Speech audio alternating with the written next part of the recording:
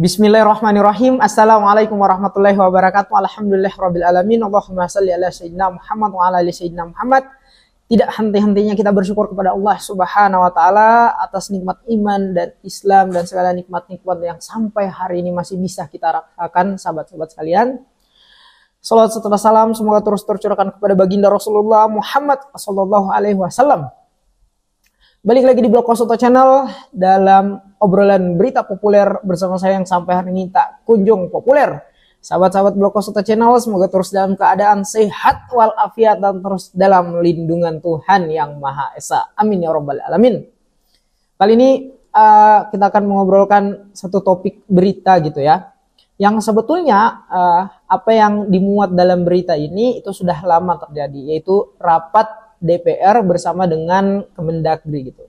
Nah, dalam rapat tersebut, jadi ada salah satu usul dari fraksi DPR yang kemudian mengusulkan bahwa anggota DPR ini untuk tidak dipindahkan ke IKN atau tidak berkantor di IKN gitu.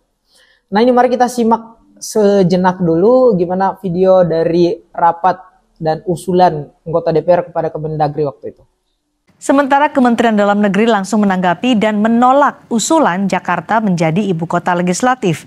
Kemendagri meminta seluruh penyelenggara negara berada di ibu kota Nusantara. Jadi urusan pemerintahan atau kenegaraan, urusan kenegaraan, termasuk dewan ini tentunya, termasuk tempat kedudukan lembaga negara, lembaga dan organisasi lainnya yang berdasarkan ketentuan peraturan perundang-undangan berkedudukan di ibu kota negara masih tetap dapat dilaksanakan atau berkedudukan di wilayah daerah khusus Jakarta sesuai dengan tahapan yang tertuang dalam peraturan presiden. Jadi kalau nanti misalnya DPR nak mintanya tahap ada kan presiden rundinglah dengan Itulah tadi cuplikan berita ya dari salah satu media yang memuat tentang bagaimana paling tidak obrolan dari anggota DPR bersama Kemendagri yang waktu itu membahas tentang IKN gitu. Saya telisik lebih dalam, awalnya ide ini memang sebetulnya datang dari fraksi PKS gitu ya. Yang sebetulnya ide mereka adalah menjadikan Jakarta menjadi ibu kota legislasi. Melihat beberapa negara yang juga sebetulnya sudah menerapkan konsep ini. Kalau ada negara, kalau Indonesia diidekan untuk menjadikan ibu kota berbeda dengan ibu kota legislasi dan ibu kota pemerintahan, kalau negara lain juga punya konsep tersendiri. Ya, maksud saya konsep tersendiri adalah tentang bagaimana negara-negara tersebut mengatur ibu kota negaranya tidak hanya kepada satu kota atau daerah tertentu. Ada beberapa contoh misalnya bahkan negara tetangga kita yang paling dekat Malaysia, Sri Lanka, Afrika Selatan, jauh-jauh lagi ke sana sedikit, Belanda, Bolivia, dan sebetulnya masih terdapat beberapa negara lainnya. Ya kalau mungkin ide ini kemudian melihat dari konsep negara yang sudah menerapkan konsep semacam ini, mungkin sah-sah saja gitu ya. Cuma di sini yang saya ingin garis bawahi adalah ini terawang saya saja sebagai rakyat biasa, sebagai pemuda yang kemudian melihat berita tersebut. Saya tidak melihat ide itu sebagai satu ide yang ideal untuk kemudian bagaimana mendiskursuskan kembali IKN ini. Kenapa? Karena kembali lagi ya kepada bahwa IKN beserta dengan produk undang-undangnya ini sudah diatur, sudah dibuat, sudah dirapatkan, sudah diobrolkan bahkan di antara tataran mereka-mereka sendiri ya. Baru hari ini mereka merasakan ada beberapa detail-detail yang mestinya harus didiskusikan kembali dalam program IKN dan produk undang-undangnya. Hari ini baru mengeluh ya. Tidak ingin berkantor di sanalah, ingin menjadikan Jakarta sebagai ibu kota legislatif lah dan lain sebagainya. Sederhana, saya memahaminya bukan seperti itu. Saya justru mencurigai dan meyakini bahwa anggota DPR ini ada alasan pribadi mereka yang kemudian dijadikan sebagai alibi bahwa seakan-akan alasan pribadi ini kemudian menjadi satu alasan publik dan kerja-kerja profesional mereka. Saya justru menilai bahwa sebetulnya anggota DPR bukan karena atas ide tadi kemudian menggagaskan, mengusulkan ibu kota legislatif dan kerja dari anggota DPR tetap berada di Jakarta.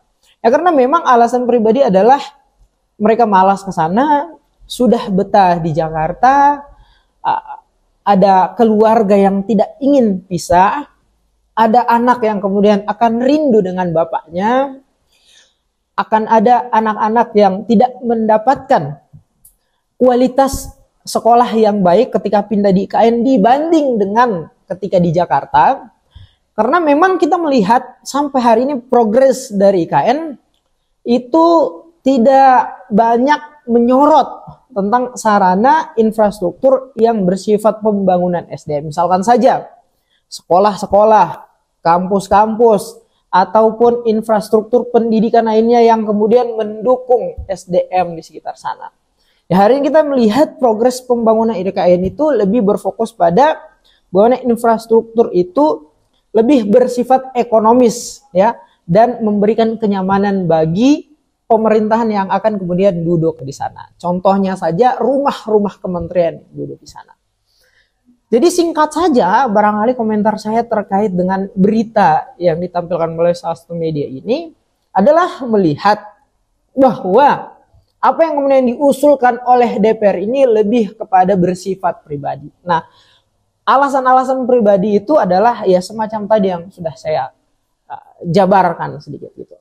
Meskipun sebetulnya di sisi lain kita melihat bahwa kalau dari fraksi PKS lebih jauh lagi alasan mereka adalah hari ini ibu kota negara Nusantara yang dimaksud di Kalimantan sana belum banyak penduduknya. Sehingga mereka tetap ingin berkantor di Jakarta karena agar memanfaatkan optimalisasi kerja mereka sebagai aspirator rakyat gitu. Artinya karena di Jakarta memang masih cenderung lebih banyak orang. Hari ini masih banyak problematika bangsa yang kemudian harus diselesaikan dan penyelesaian itu datang dari aspirasi-aspirasi masyarakat yang entah dalam bentuk parlemen jalanan, demonstrasi, dan lain sebagainya. Hari ini kita masih melihat banyak sekali orang-orang yang kemudian mendatangi kantor DPR, entah dalam isu apapun itu, dan termasuk hari ini yang masih saja ya terus menjadi obrolan masyarakat ada isu kecurangan pilpres gitu.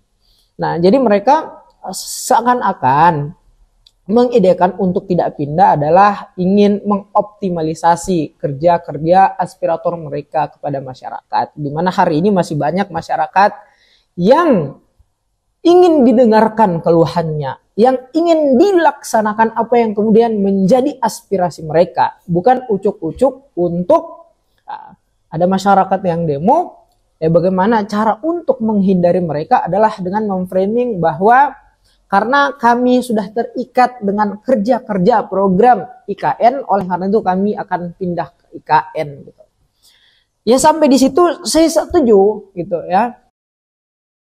Sebagai orang yang tidak ya belum menerima IKN gitu ya, atau ide dari IKN ini, atau sampai dengan pelaksanaan hari ini IKN ini, saya melihat memang apa yang kemudian menjadi usulan PKS kalau idenya seperti itu saya setuju gitu. Tapi melihat hari ini ya banyak oknum-oknum yang bisa menyalahi ide tadi dengan alasan-alasan pribadi mereka. Dan catatan saya yang kedua adalah hari ini ya kekuatan pemerintahan lingkar kekuasaan itu begitu luar biasa powerful. Mohon maaf ini kepada partai atau fraksi PKS yang sampai hari ini masih berjuang menjadi kelompok oposisi di barisan pemerintahan ya, atau lingkar kekuasaan gitu. Tapi memang kita melihat adanya dominasi yang begitu kuat dari sisi pemerintahan eksekutif, legislatif sampai yudikatif, sehingga ketiga kelompok kekuasaan tadi yang sebetulnya masing-masing di antara mereka punya fungsi pengawasan dan pengontrolan hari ini tidak terjadi karena saking kuatnya, powerfulnya political will di antara masing-masing lembaga kekuasaan negara tadi ini. Nah, artinya saya ingin bilang bahwa hari ini saja ya kekuatan pengontrolan dari DPR, kekuatan pengawasan dari DPR kepada pemerintah yang bisa saya bilang jauh dari kualitas yang baik. Kok ucuk-ucuk mau dipisahkan, kalian tidak mau berkantor di daerah yang sama gitu ya. Artinya saya ingin mengefektifkan bagaimana penganggaran dari rapat-rapat koordinasi, rapat kerja, atau pertemuan-pertemuan antara DPR dan pemerintah, atau momen-momen pengawasan dan pengontrolan DPR terhadap pemerintah ini bisa berjalan di satu tempat agar efektivitas penganggaran, efektivitas pertemuan, dan psikologis serta emosional yang anggota DPR tarik dari aspirasi masyarakat bisa sampai kepada pemerintah gitu ya, bisa sampai didengarkan oleh pemerintah kita. Hari ini saja pengontrolan itu tidak berjalan dengan baik, bagaimana kalau kemudian nanti akhirnya terpisah gitu. Jadi saya berharap kepada anggota DPR ya, kalau kemudian nanti akhirnya harus pindah sesuai dengan aturan yang sudah kalian usulkan bersama-sama tentang undang-undang IKN ini, fokus kalian adalah fokus pada kerja-kerja profesional, mengembalikan wibawa jati diri dari tugas fungsi wewenang DPR itu kepada pemerintah sendiri. Lakukan pengawasan, lakukan pengontrolan, lakukan segala macam tugas fungsi dan wewenang yang sudah diatur dalam undang-undang terkait dengan fungsi-fungsi DPR. Pertanyaan-pertanyaan masyarakat, kecurigaan-kecurigaan masyarakat, terus mungkin ya melalui video ini bisa saya sampaikan sendiri ya, paling tidak mewakili gitu. Jangan sampai keyakinan kami untuk tidak mempercayai program serta produk undang-undang IKN ini semakin menguat. Belum lagi ditambah dengan alasan-alasan kok kenapa undang-undang IKN yang sudah dibuat belum dilaksanakan, belum diimplementasikan, sudah direvisi. Kan ini menandakan kecurigaan yang kembali merefleksi kita pada gerakan-gerakan penolakan terhadap undang-undang IKN dan program IKN. Bagaimana undang-undang ini dikebut, diburu-buru, diugal-ugalkan, dan lain segala macam, sampai akhirnya melupakan hal-hal detail semacam pemerataan, pembangunan infrastruktur, sarana prasarana publik yang akan berefek pada peningkatan kualitas SDM. Tidak kalian masukkan, tidak kalian fokuskan ketika dalam pembahasan undang-undang itu, baru kemudian hari ini kalian terdampak pada efeknya, ya mencoba untuk mengidekan ide lain lagi dengan alibi-alibi terserah apa yang kalian maksud. Kembali lagi fokus pada tugas dan fungsi serta wewenang Bapak Ibu sekalian yang ada di anggota DPR. Terima kasih. Billahi taufiq wal hidayah. Wassalamualaikum warahmatullahi wabarakatuh.